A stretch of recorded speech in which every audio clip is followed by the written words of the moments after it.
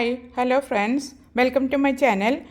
Round നെക്കിൽ വീതി കൂടിയ ലേസുകൾ എങ്ങനെയാണ് നല്ല നീറ്റായിട്ട് ഫിനിഷിങ്ങോട് കൂടിയിട്ട് സ്റ്റിച്ച് ചെയ്തെടുക്കാമെന്നാണ് ഇന്നത്തെ വീഡിയോയിൽ കാണിക്കുന്നത്.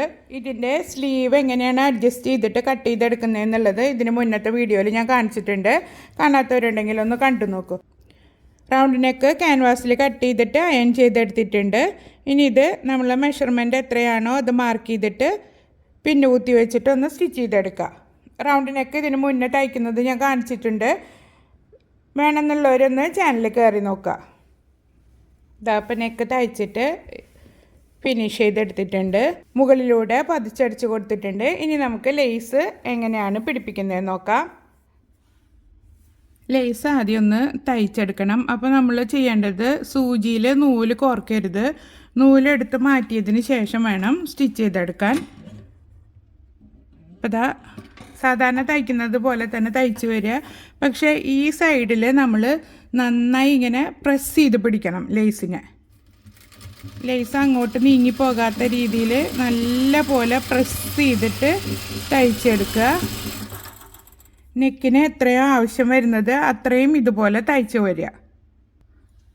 കണ്ടില്ലേ, ഇപ്പുറത്തെ സൈഡിൽ ഇങ്ങനെ ചുളുങ്ങി വന്നിരിക്കുന്നത് ആ ഒരു രീതിയിലാണ് നമുക്ക് കിട്ടേണ്ടത്.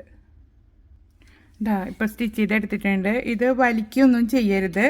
ഇതുപോലെ തന്നെ വേണം നൈറ്റിയിൽ അറ്റാച്ച് ചെയ്ത് കൊടുക്കാൻ. നൈറ്റിയിലായാലും കുർത്തിയിലായാലും ഏത് വളവും തിരിവുള്ള നെക്കൊക്കെ ആണെങ്കിലും ഇതൊരു മെത്തേഡിൽ തയ്ച്ചെടുത്താൽ നല്ല ഫിനിഷിങ്ങിൽ തയ്ച്ചെടുക്കാൻ പറ്റും. നൈറ്റിയിലേക്ക് വെച്ച് കൊടുക്കാം.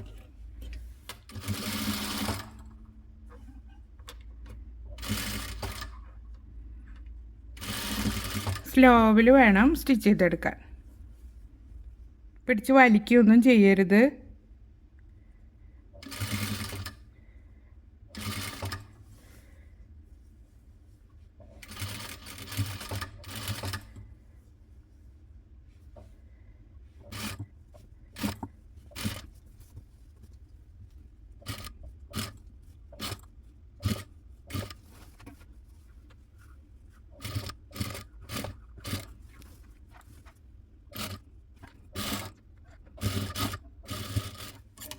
കുറച്ചൊന്ന് കയറ്റിയിട്ട് കട്ട് ചെയ്ത് കൊടുക്കുക. ഇതാ ഇപ്പുറത്തെ സൈഡൊന്ന് ഫിനിഷ് ചെയ്തിട്ട് തയ്ച്ചെടുക്കുക.